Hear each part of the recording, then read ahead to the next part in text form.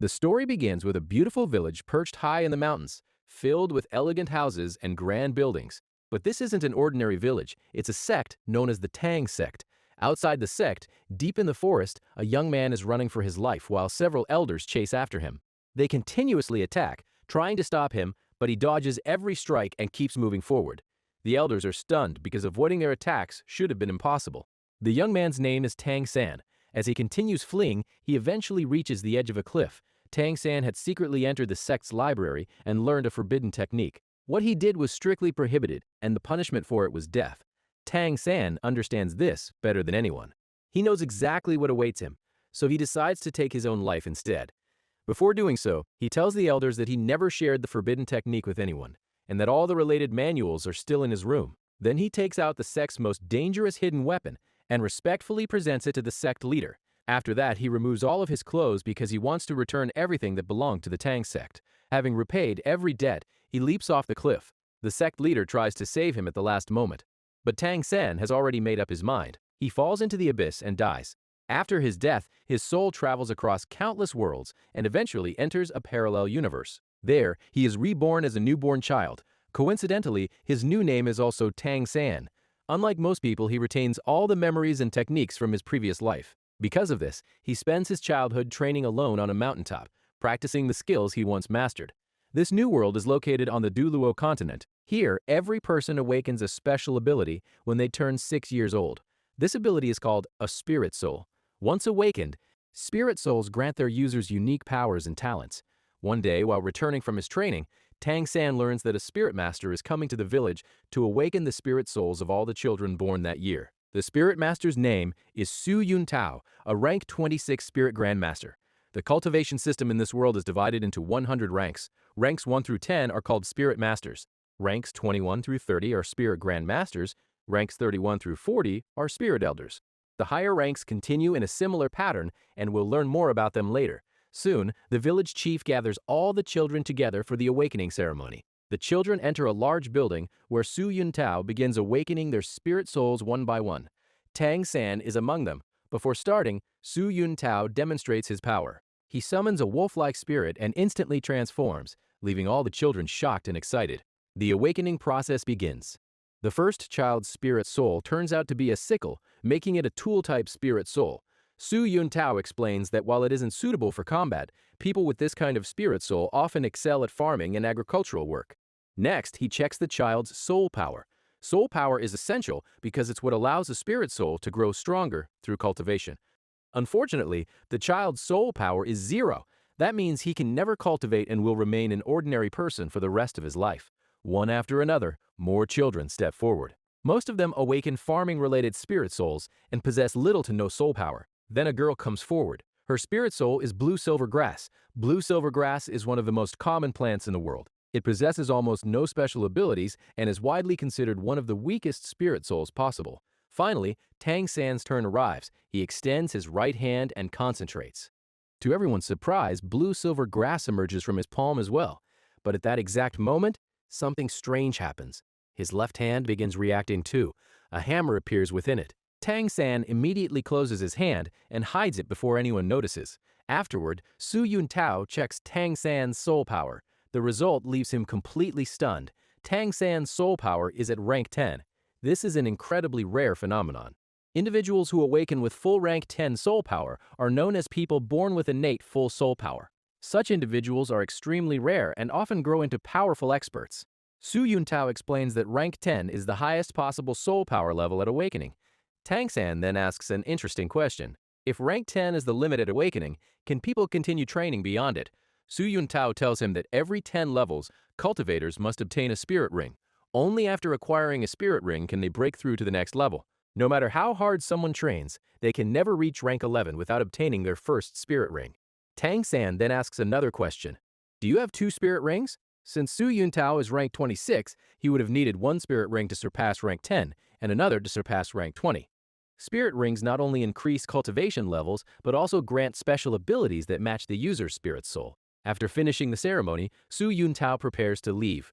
The village chief and Tong San accompany him to Tong San's home. There, they tell Tong San's father about his results, and repeatedly call him a genius. Tong San's father's name is Tang Hao. Tang Hao asks his son what spirit soul he awakened.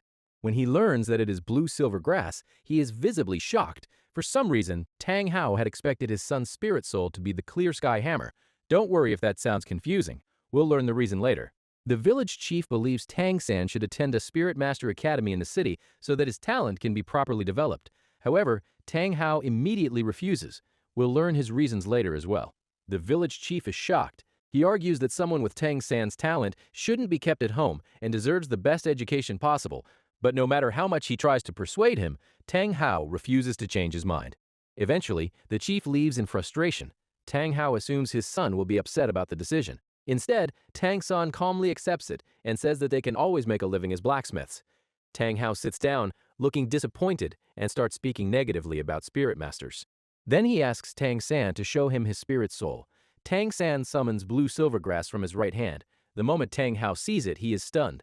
But then Tang San reveals something else. He raises his left hand and summons the clear sky hammer. Seeing the hammer instantly triggers old memories within Tang Hao. Years ago, he and his wife were fleeing from powerful enemies. To protect her husband and child, his wife sacrificed herself. It is also revealed that Tang Hao's wife possessed blue silvergrass as her spirit soul. After realizing that Tang San possesses twin spirit souls, Tang Hao embraces him tightly. Then he gives his son a very important piece of advice. Always use the hammer in your left hand to protect the grass in your right hand. After that, Tang Hao begins teaching Tang San the art of blacksmithing. He passes down various forging techniques, and Tang San combines them with the knowledge from his previous life. Using those memories, he starts creating hidden weapons. The next day, Tang Hao finally allows his son to attend the academy in the city. He even tells Tang San to support himself there through blacksmithing. However, he sets several conditions. First, Tang San must never attach a spirit ring to his hammer's spirit soul. Second, he must never reveal the hammer to anyone. Third, he must never tell anyone that he possesses twin spirit souls. And unless his life is in danger, he must never use the hammer at all. Tang San agrees to every condition and begins his journey. He meets up with the village chief, and together they head toward the city's Spirit Master Academy. After asking for directions along the way, they eventually arrive at the academy gates. Unfortunately, a gatekeeper stops them. The chief presents the admission recommendation given by Su Yuntao.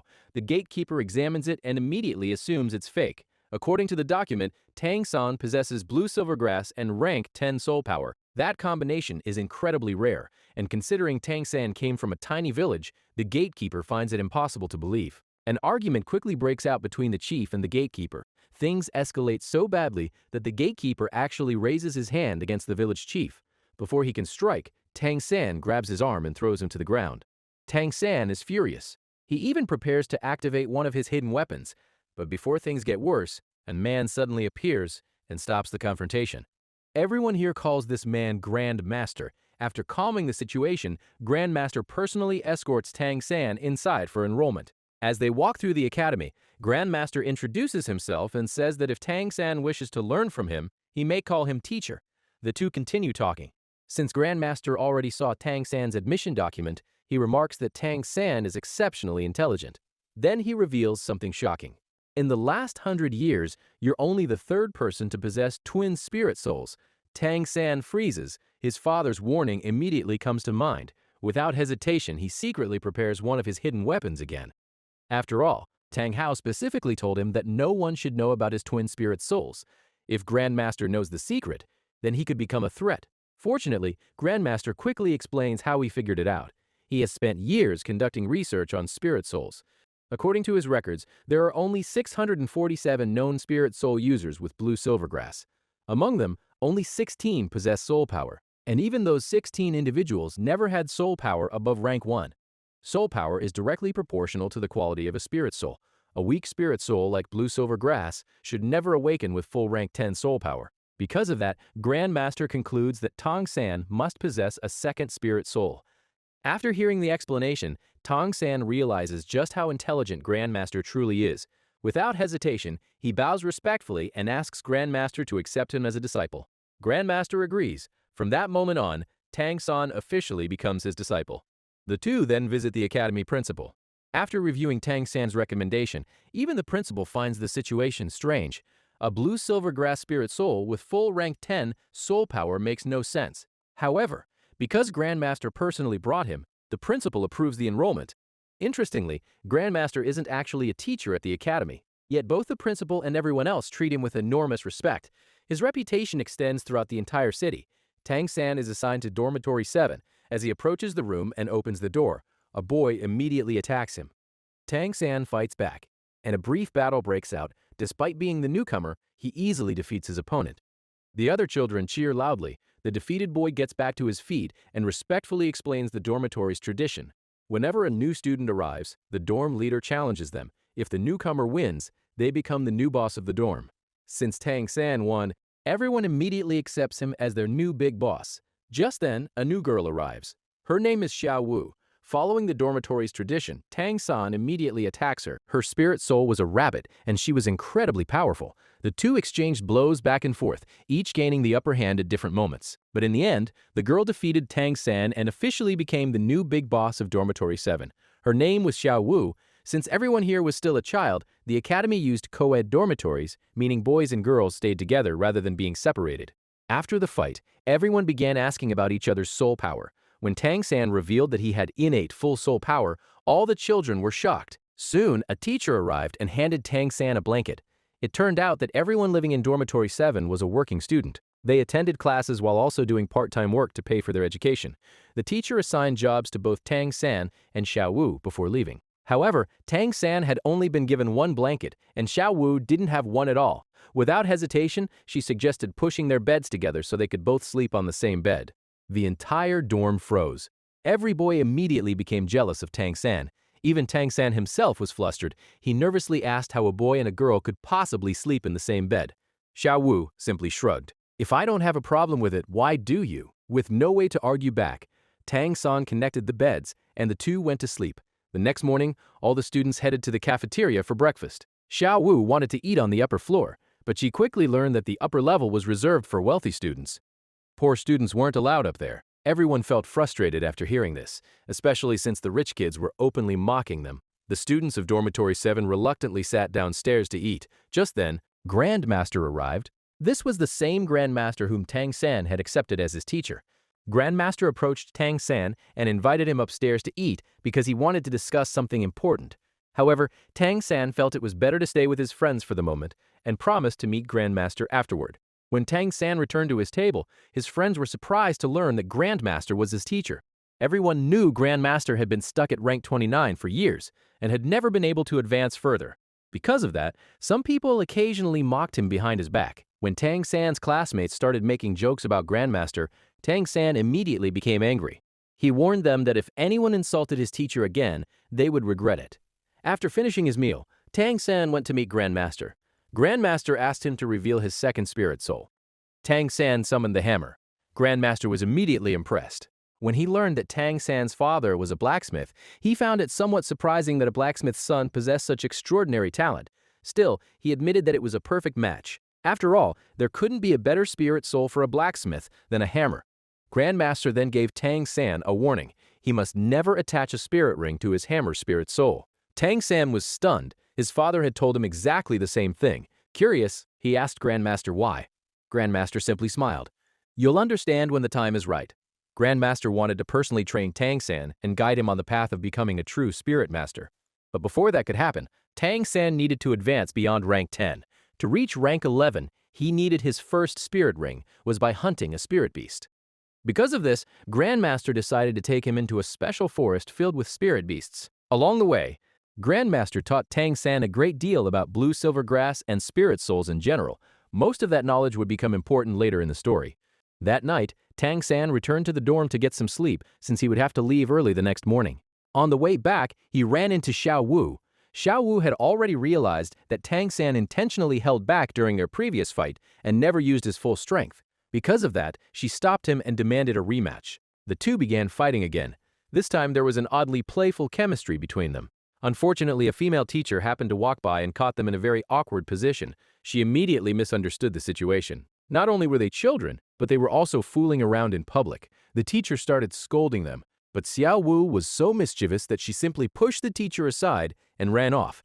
The next morning, Tang San left with Grandmaster and traveled toward the Spirit Beast Forest. During the journey, Grandmaster explained all kinds of information about spirit beasts. He also gave Tang San a special belt. The belt contained a storage space capable of holding large amounts of items. Tang San was thrilled. Not only was it incredibly useful, but he could also hide all of his hidden weapons inside it. Eventually, they arrived at the entrance to the forest. Only special individuals were allowed to enter. Fortunately, Grandmaster's reputation carried significant weight throughout the city, so they were granted permission immediately. The two entered the forest. Dangerous spirit beasts lurked everywhere, meaning both of them had to proceed carefully. As they traveled deeper inside, Grandmaster revealed his own spirit soul. It was a beast-type spirit soul and an extremely rare variant. Tang San found this strange. Grandmaster's spirit soul seemed exceptional, so why had he been stuck at rank 29 for so long? Grandmaster finally revealed the truth. His spirit soul had awakened with a defect. Because of that flaw, no matter how hard he trained, he could never advance beyond a certain point. That was the reason he stopped focusing on cultivation and devoted his life to studying spirit masters instead. Over the years, he accumulated a vast amount of knowledge.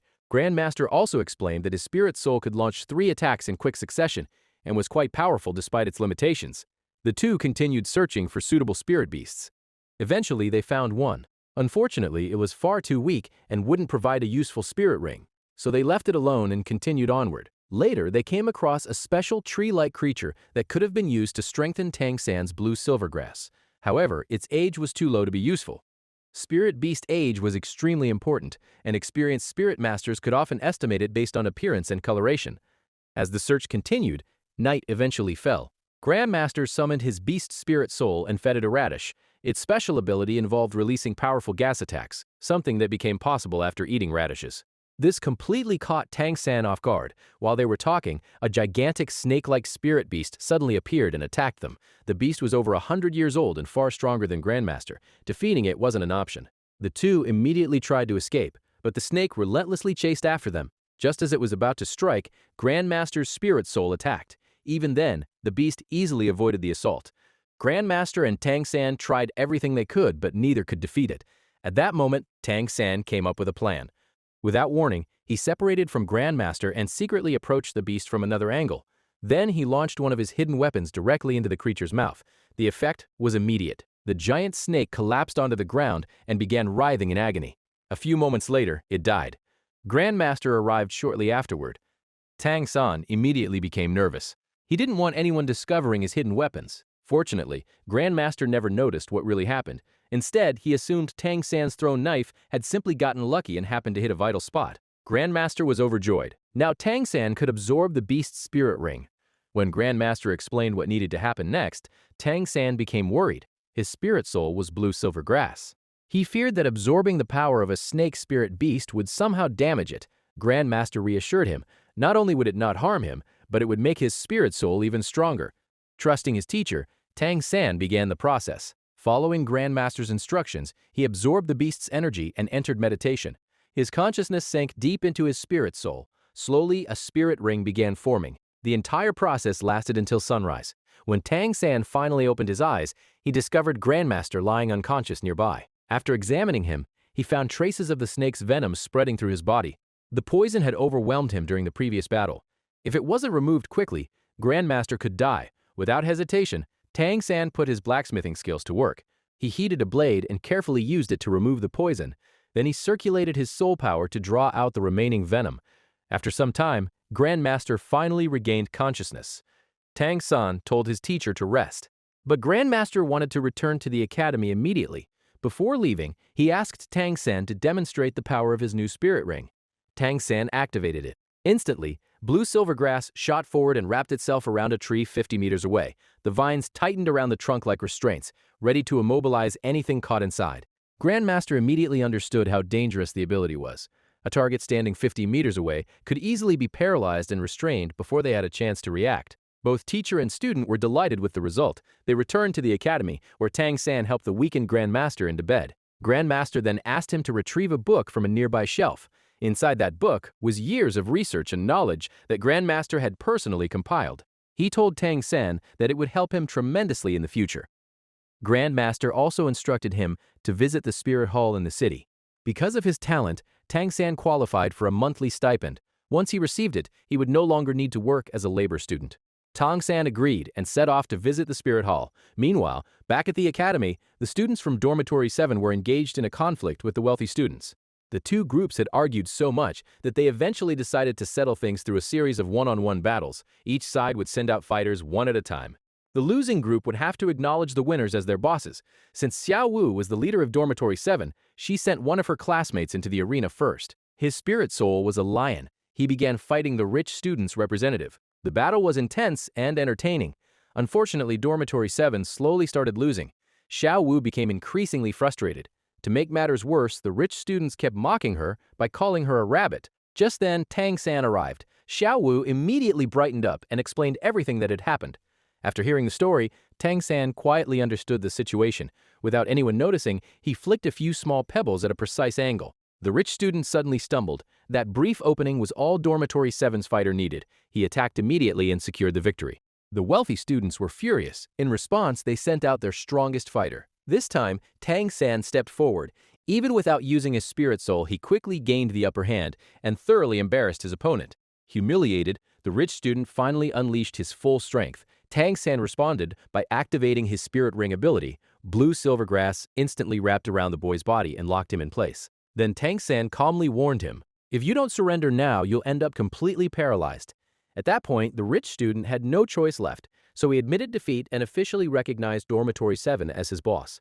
Xiao Wu was thrilled. Afterwards, she revealed her own soul power level. She had already reached rank 12.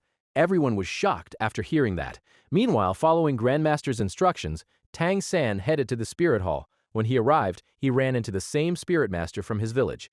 The Spirit Master introduced him to the head of the Spirit Hall. The Hall Master then took Tang San to a special place known as the Martial Soul Hall. Inside were numerous high-level martial souls. Such powerful martial souls could only be found in major cities. This place was considered a sacred temple. Only spirit masters with exceptional talents even had a chance of obtaining the martial souls preserved here. Every spirit master dreamed of claiming one, but so far, no one had succeeded. Tang San then revealed his spirit soul. When they saw the Datura snake spirit ring attached to his blue-silver grass, they were stunned. The shock only grew when they learned that his soul power had already reached rank 13.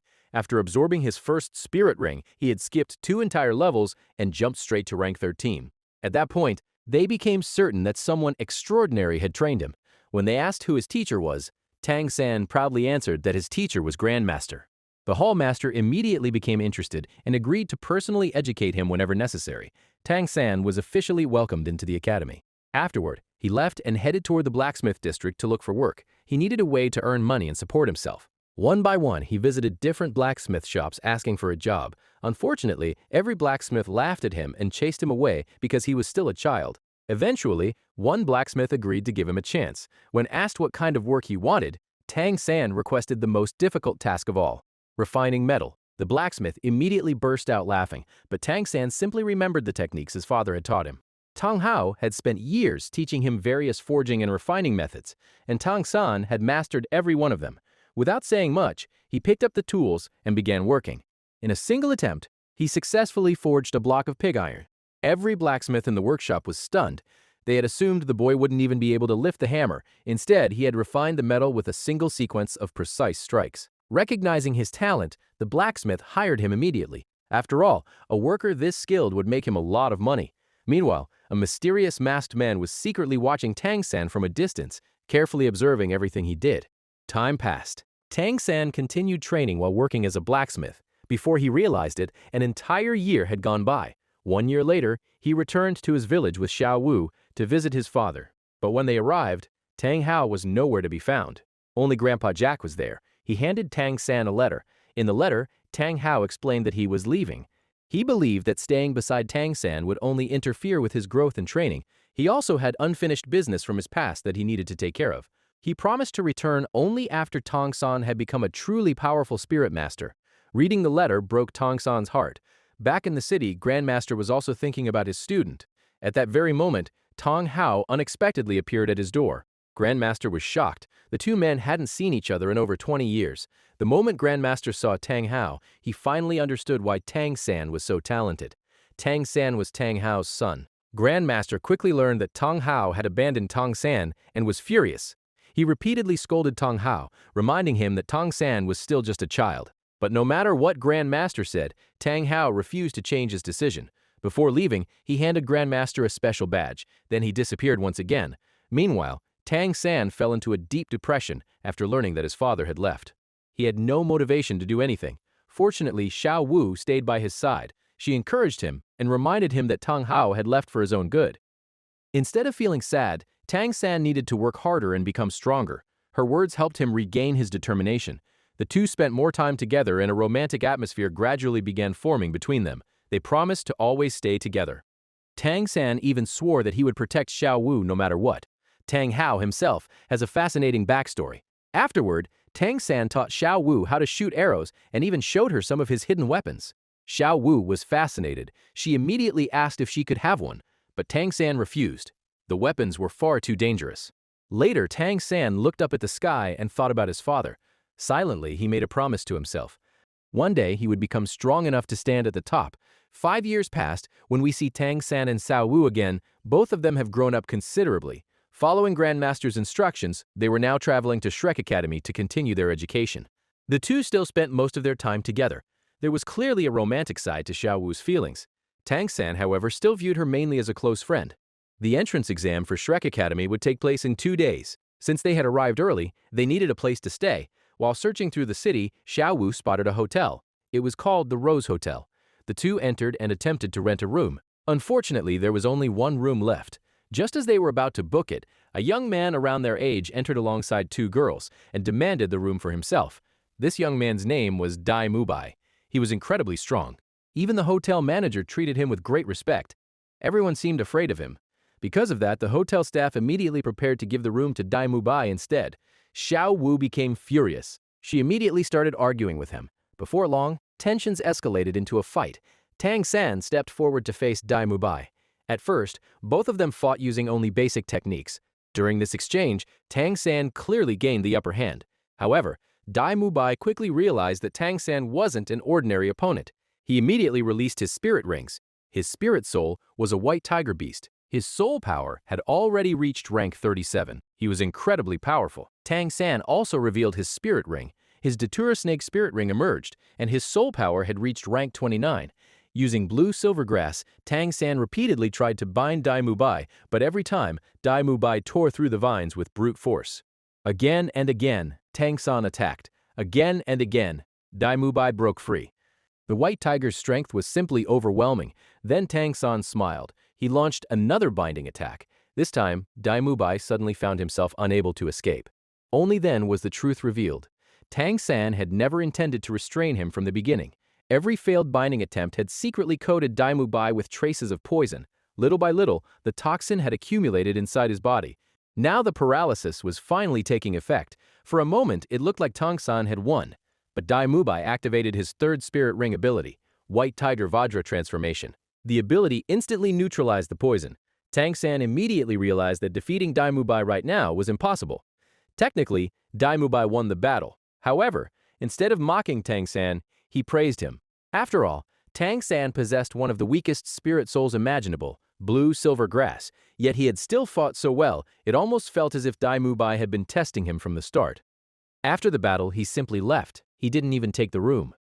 As a result, Xiao Wu and Tang San got the reservation. Dai Mubai's story would become important later because he was also planning to enter Shrek Academy. As Tang San and Xiao Wu headed to their room, they talked about him. Xiao Wu clearly liked Tang San. Meanwhile, Tang San continued looking after her like a mature and responsible companion. When they finally entered the room, they immediately noticed something unusual. The room was decorated like a honeymoon suite. Tang San felt extremely awkward. Xiao Wu, on the other hand, loved it. She excitedly jumped around the room before throwing herself onto the bed. Tang San quietly walked over to the sofa and lay down there instead. As he rested, he thought back to his battle with Dai Mubai. If he had wanted to, he could have used his hidden weapons and won, but doing so would have exposed his greatest secret. That was why he never used them.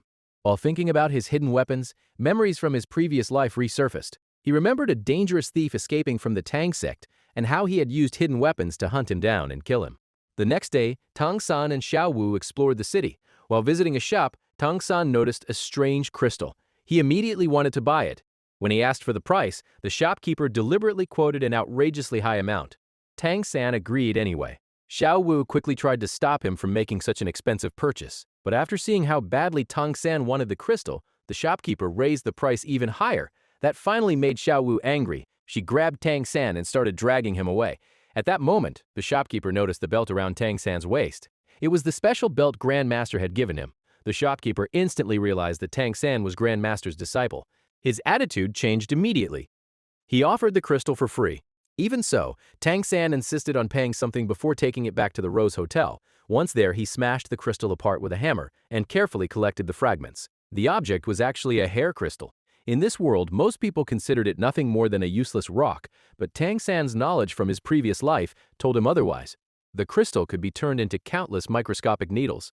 Those needles would become weapons even deadlier than many of his existing hidden weapons.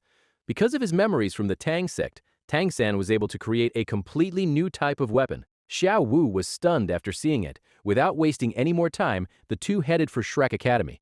When they arrived, they found a long line of applicants waiting outside. The examiner was personally testing every candidate. Anyone who failed to meet the requirements was immediately rejected, and if rejected students demanded a refund, they were simply sent away. The academy had made its policy very clear. Weak students would not be accepted, and application fees would not be refunded. Standing nearby was Dai Mubai. He was handling the angry parents and students who wanted their money back. His response was simple: "If you want a refund, beat me first." Of course, nobody was brave enough to challenge him. One after another, the rejected applicants left empty-handed. The name Shrek came from a monster, and just like its name suggested, Shrek Academy only accepted monsters. Not literal monsters, but children with extraordinary talent and strength. Soon, Tang San spotted Dai Mubai. Dai Mubai noticed him as well. The two exchanged respectful smiles.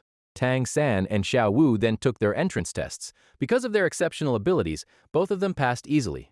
Inside the academy, everything felt completely different from the outside world.